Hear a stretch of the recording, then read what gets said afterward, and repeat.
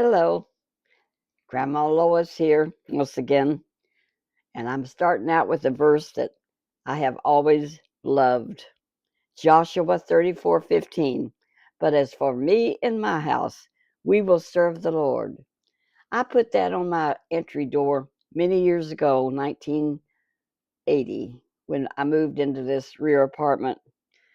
And I tell you what, as for me and my house, we will serve the Lord. And sometimes it gets tough, but we always want to serve the Lord Jesus. When I moved here in the front of the house, 3 bedroom brick, I was so happy to get out of a 2 bedroom house. Hey, this is October 15, 2025. Time is moving along. It goes so fast as you get older, but I think it went fast when I was younger.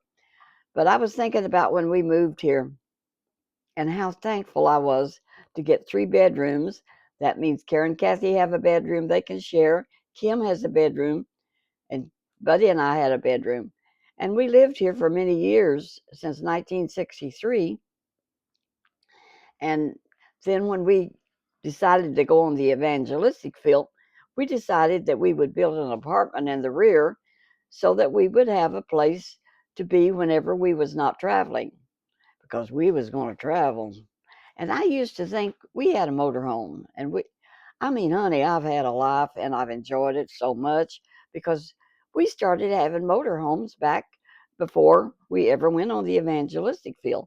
And we would go out in that motorhome to Nashville, down in the Smokies, and I would tell Buddy, I just don't want to go home. I'm just enjoying this so much, being away from the house. And then when we really went and was full time on the evangelistic field, honey, it was a whole different story. I missed my library, all my books. You know how I like my books. I missed the grocery store so bad. You know, I love my grocery stores. And I missed uh, my mom. She was still living. And my kids who had married and went their own way. But I could talk to them a lot and had a good phone. No cell phone, of course. I remember when I got a cell phone. That was a different ball game. When we was on the evangelistic field, and if something broke down, we had the CB radio. But that don't get you any help, like, a wrecker or anything. But when we broke down, and we did, time after time, the truck drivers would have cell phones back before we ever got them. And they said, "You want us to do this, that, or the other? Or can we take you down the road till you can get help?" The truck drivers were so marvelous to help us when we broke down in the fifth wheel, because we had fifth wheel trailers that we pulled with the big truck. And God blessed. And they would help us. And it was such a blessing. The truck drivers could get the message out and get us help. One time we was traveling down the road, and we was coming across Georgia, and 4 lane, 3 and 4 lane highways, really much, and a big one of our tires flew, and I've told this before, flew off of our trailer. All the lug nuts come off, and we could see it rolling down the highway as we was. He could see it in his uh, side mirror, and he stopped. He pulled over to the side of the road, and I jumped out of the truck, and I went chasing it across the road, about 8 lanes, 6 or 8 lanes. I don't know how many. We was near Atlanta or coming through Atlanta. And as I ran, and I was younger then, and so I ran, and as I was getting ready to get it, this big truck had pulled in while I was coming, and he had that tire in his hands. And I said, that just came off this trailer. He said, "Well, I didn't know. I just saw it there and I pulled over and thought I'd get it because it looks like a good tire, had a rim in it." I said, "Well, could I have it back?" He said, "Sure." So he gave it back to me, and I rolled it back across those lanes. To think that that thing rolled across all those lanes, never got hit by any cars, and traffic was heavy. That's the Lord, you know. So I rolled it back. Buddy loaded it up in the back of the pickup truck, and we took it on down the road the next morning and stopped and had somebody put it back on, put the lug nuts back on, because see, it had six. That 45-foot fifth wheel we had three axles, so we could still travel because we still had two more axles with five tires on it. One tire was not the end of the world. So anyhow, we had that tire put back on and really put on good and tight.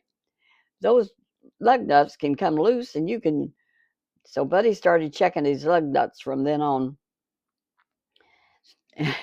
and we traveled safely. We used to go up in New Jersey a lot because Kathy, our daughter, moved up there, and her and her family, because Richard is Jewish, and that they lived here a while. And I'm going to tell you the truth, he could not find work because he was a draftsman, and there is no call for uh, architectural help here in this area. The job that he found didn't hardly pay anything, so he went up there first and stayed with his mom till he could find a job and bring his family on up there, because they had a couple of kids by then. And so he found a good job. And so, but it took 6 or 8 months. I don't remember how long, but it was so long. She was staying with down here, and I tell you what, it was hard on them as being apart as a family. That's always hard. But then my other daughter, Karen, the twin, married a minister that had already been holding churches down, for like 3 years. He was here, 3 years was another. And when he was about, I don't know, maybe in his early 30s, he decided to join the Air Force, and he's college educated. So they started him with a good, he was like a lieutenant or something, higher up. He wasn't just low class. And he was a chaplain. Now, these chaplains really get some good gigs in the Navy. Air Force, sorry. He joined the Air Force. Buddy was in the Navy for 4 years, and 4 years active and 4 years inactive in the Navy. But Mike Brown, Karen's husband, who had a lovely wedding, and I was the wedding photographer at that time. We hadn't went on the evangelistic field till much later. By the time we went on the evangelistic field, Buddy was 48 years old and I was 46. Family was long gone. All of them was married. So we had an empty nest, which didn't bother me a bit after a little while. It bothers you at first, but you certainly can adjust to having an empty nest. It felt good, really. You didn't have to lock the door when you was going to be private. I had door locks on mine because they'd say, Mommy and Daddy are having a nap. And if we didn't have we could be interrupted. I shouldn't be saying that, but it's a fact with little kids.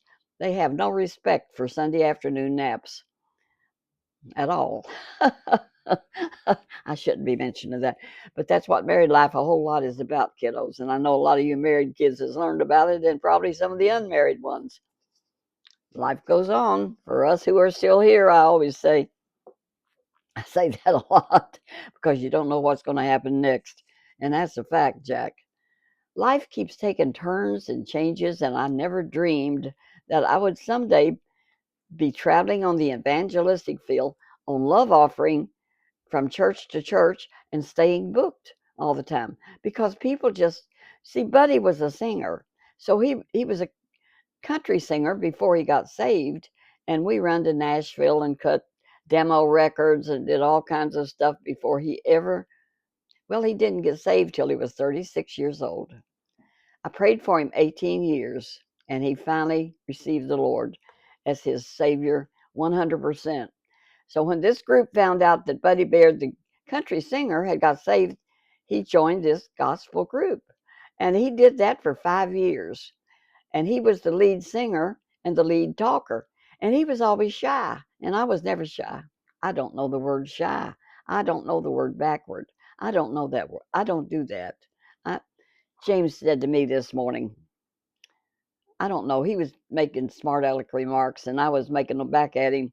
And he said, well, something about I talk so much. And I said, that's why I'm a hit on YouTube. And he just had to laugh, laugh, laugh because he knows it's the truth. Because I do chat and I'm not shy. But anyway, he was the lead talker in the King's Four Quartet that he sang with for 5 years till bad things happened and they broke up. One of the leader and one of a girl singer joined him a little while, and she they had an affair, and he blamed it on Buddy. And of course, Buddy was innocent because I traveled with him all the time. He didn't have time to hanky pank, but we had a bus, and that is some story. And I have told that story, but his wife caught him talking to her on the phone, and she said, either me or the highway. And she said, you can't do that. So he quit the King's Four and they broke up. But God blessed after that because Buddy and I went on with more ministry. I tell you what, disappointments sometimes turn into good things. God closes one door and he opens a better one many times. And it was better because Buddy was his own boss then, and we could take singing engagements, and we got some groups together and they were quite successful. But what happens is they just keep moving on. They've got to do something else, or one of your singers can't make it, and so they drop out. You've got to find another singer. It's a trial and a tribulation a lot of times. But we just did it. We enjoyed it very much. And so he was finally down to no group. So he was doing song programs with cassette tapes. Back then, you could play them, and we had a PA system that was magnificent. And don't you know, he started getting bookings in churches to just sing by himself, and people loved him. And then the the pastors would say, "You're such a good singer. Could you preach me a revival? Are you a preacher?" No, he said, "I'm not a preacher. I'm not going to be no preacher. No, not me." I mean, more than once he'd say, "No, I can't hold you no." But this one, the meeting went really good. So the pastor said, "You know what? I want you to hold me a revival. You play the music, I'll preach, and we'll hold a revival." Well, that went really good. But then again, we went to Evansville, Indiana, and the pastor down there said, couldn't you just speak a little while or talk, being you such a good talker? So Buddy came out to the motorhome. Church had not started because we'd get there early. He had set up his sound system and everything. And he grabbed the Bible. He had been studying his Bible some since he got saved a long time ago. Because he was getting older. And I said, "What are you doing?" He said, "Well," he said, "I think I'll speak for a little while tonight before I sing." And that's what he did. And that was his beginning. So he spoke. He preached he spoke about 15 minutes, and it went over well. You don't have to talk forever to go over well all the time. Isn't that right? So, anyway, that went so well that the guy said, "Well, could you hold me a revival?" Well, he started thinking about it. And one day he came home. Now, this was a year before we went on the evangelistic fields because we planned it. He was still working at GE, making good money. We had insurance. And that was such a blessing when you have insurance. We had lived quite a few years without medical insurance. But he said to me, he said, "I've decided we're going on the evangelistic field. I've been praying about it." And he said, "We're going to go and we're going to travel on love offering." I said, "Well, what do you know?"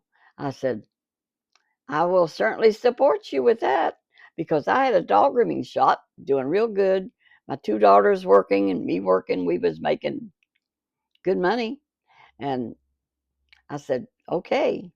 And so we had a motorhome at that time. And he said, "Well, just come on and see what the Lord will do." So I went, and in that, so I went because the girls could carry the shop on, and they did for a long time, and paid me a certain amount, just like these beauty shops do, because I had furnished everything, the shears, dryers, the tables, and so that helped us financially some on the evangelistic field. So after about a week, I said, honey, I can't take this. This being in this motorhome is like being in prison. It's so small. It was 24 foot or something.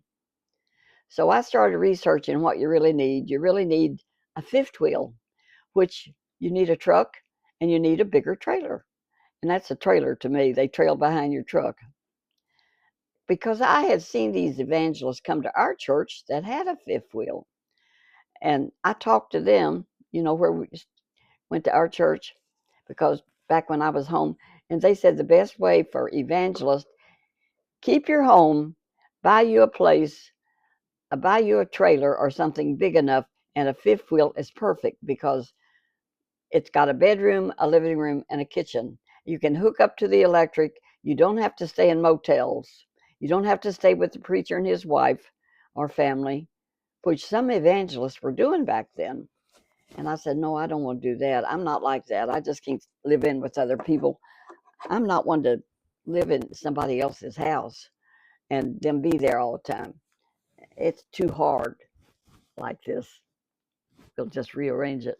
So I said, honey, I said, and of course we had saved our money and we had been saving for a year. And we cut some uh, music and put on records and different things. And we had them. And then we went to Oklahoma City and cut a session and put on cassette, which we had funds to do, which we could sell and raise funds. We raised a lot of our own funds. I made hair bows, which I started doing that down when I was in Louisiana. We was at a pastor's house down there, and the wife took me out to go shopping, and we went to this bakery to get some donuts or something. And this bakery lady had made bows and hung them in her window, and she was selling them to people. And they were like on these clippers, just like this. See that you get at the beauty shop, that. And she put them on that, and she used hot glue, and she showed me how to make bows. Well, I learned how to make bows, and later on it developed so much that I could make enough money. I could go to Sears and buy me a new dress because in the Assemblies of God in that day and age, you wore a dress or your name was mud and you was going straight to hell. They were so condemning. I had one pastor say, my wife wears slacks. Yes, this was later on. He says, and they ain't no way I would be wearing women's clothes. Women's slacks are women's slacks. They're not men's clothing because they frowned on slacks and blue jeans. And you wore a skirt or you were in trouble and you didn't wear lipstick. But when I was a little girl, my Aunt Mary, who was so dear to me and 6 years older than me, when I was 12 and 13, she wore lipstick. She didn't pay no attention to what the church said. And when it got down to where it wouldn't go anymore, she would give it to me. And I put my finger down in it and wear lipstick because I always wanted a little makeup. I wanted to look grown up. So she would give me her used lipstick. And that's how I got my first lipstick. And I remember also when I was a little girl, see, I change the subject all the time.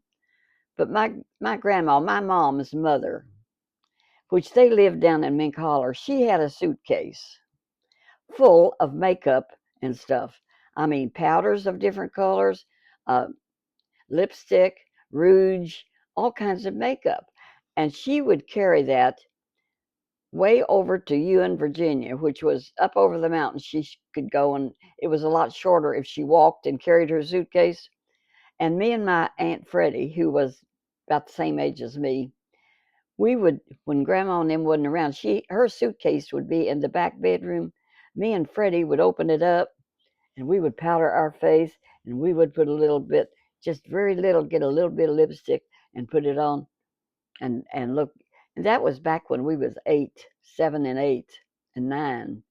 And when I was a little girl, when we would visit down in Mink Holler, where Grandma was, but she sold to make funds because Grandpa never really worked out.